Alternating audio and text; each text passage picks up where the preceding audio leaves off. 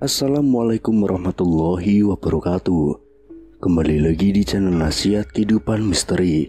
Pada video kali ini kami akan membahas tentang Ramalan Prabu Jayabaya 2024. Prabu Sri Aji Jayabaya merupakan raja yang paling diingat masyarakat karena berbagai ramalannya. Prabu Jayabaya diperkirakan memerintah kerajaan Panjalu atau Kediri pada tahun 1135 sampai 1157 Masehi. Prabu Jayabaya merupakan putra Raden Panji dari kerajaan Jenggala dan putri Sekartaji dari Daha. Pada masa Prabu Jayabaya memerintah, kerajaan Kediri mencapai puncak kejayaannya. Tidak hanya dalam ilmu pengetahuan, sastra, dan seni juga mengalami perkembangan yang pesat. Pada masanya kitab Mahabharata dan Ramayana diterjemahkan ke dalam bahasa Jawa. Prabu Jayabaya juga menulis ramalan akan masa depan yang kemudian diyakini banyak yang telah terjadi. Ramalannya ditulis dalam bentuk kakawin atau tembang Jawa. Kakawin ini berupa 21 pupuh berirama asmarandana, 29 pupuh berirama sinom, dan 8 pupuh berirama dandanggulo yang kemudian dikenal dengan kitab Musarar. Masyarakat kemudian mencari makna dari tembang tersebut dan dihubungkan dengan masa depan. Ramalan Prabu Jayabaya diperkirakan akan berlangsung hingga tahun 2100 mendatang. Ramalan Jayabaya banyak yang mengupas mengenai situasi dan kondisi di Nusantara, khususnya di Pulau Jawa. Salah satu ramalan Jayabaya yaitu besok nek wis ono kreta mlaku tanpa jaran, tanah Jawa kalungan wesi, perahu mlaku ing awang-awang, kali ilang kedunge, pasar ilang kumandange, iku tondo yen zaman Joyoboyo wis cedak, yang artinya besok jika sudah ada kereta berjalan tanpa kuda, tanah Jawa berkalung besi, perahu berjalan di angkasa, sungai hilang lubuknya, pasar tak lagi berkumandang. Itulah pertanda zaman Jayabaya sudah dekat. Sejumlah pengamat menilai ramalan Jayabaya memiliki sifat keluasan dan plastisitas sehingga cocok ditetapkan di berbagai zaman. Tidak hanya itu, ramalan Jayabaya juga mudah ditafsirkan sesuai dengan konteks yang ada. Meski demikian, ada juga sejumlah ramalan yang belum terjadi. Salah satu yang populer yakni mengenai Satrio Piningit. Dalam ramalannya, Prabu Jayabaya menyebut Satrio Piningit akan muncul saat memasuki zaman kala bendu atau carut marut. Dalam situasi itu, Satrio Piningit akan muncul dan membawa keluar dari situasi kala bendu. Prabu Jayabaya menggambarkan Satrio Piningit seorang pemimpin ratu adil yang serupa Batara Kresna, berwatak seperti Pandawa, serta bersenjata Trisula.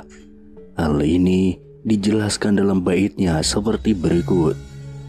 Selet-selet yen besok ngancik tutuping taun, bakal ono dewa ngejawanta, pengawak manungso, apa surya podo Betara Kresna, pawatak bala dewa, agegem Trisula wedo, jinejer wolak waliking jaman. Yang artinya, selambat-lambatnya kelak menjelang tutup tahun, akan ada dewa tampil berbadan manusia, berparas seperti Batara Kresna, berwatak seperti Baladewa, bersenjata Trisula Weda. Tanda datangnya perubahan zaman. Prabu Jayabaya turun tahta pada usia yang sangat sepuh. Ia disebut Moksa di Desa Menang, Kecamatan Pugu, Kabupaten Kediri. Lokasi yang diyakini sebagai tempat moksanya Prabu Jayabaya ini kini dijadikan sebagai petilasan. Hingga kini tempat itu dikeramatkan penduduk setempat dan ramai dikunjungi para peziarah.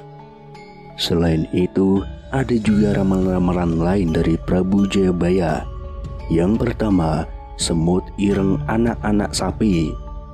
ramalan ini sering dihubungkan dengan kedatangan bangsa Eropa, yakni Portugis dan Belanda yang menjajah Indonesia.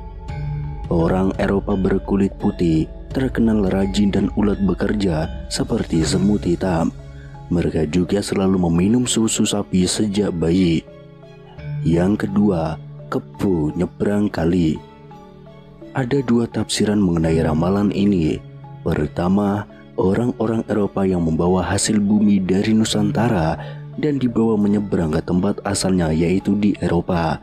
Sedangkan tafsir yang kedua, yakni terkait adanya Perang Dunia Kedua, di mana orang-orang Belanda, Prancis, dan sekutunya kalah dari pasukan Nazi di bawah kepemimpinan Hitler dan harus mengungsi ke daratan Inggris. Yang ketiga, kejajah saumur jagung karo wong cepol. Ramalan ini diartikan bahwa bangsa Jepang hanya akan menjajah Indonesia seumur jagung, tidak akan lama. Seperti diketahui, pasukan Jepang mendarat di Indonesia pada 8 Maret tahun 1942. Tentara dari negeri Sakura itu terusir dari Indonesia 3,5 tahun kemudian, tepatnya pada Agustus tahun 1945. Yang keempat, pitik tarung sak kandang.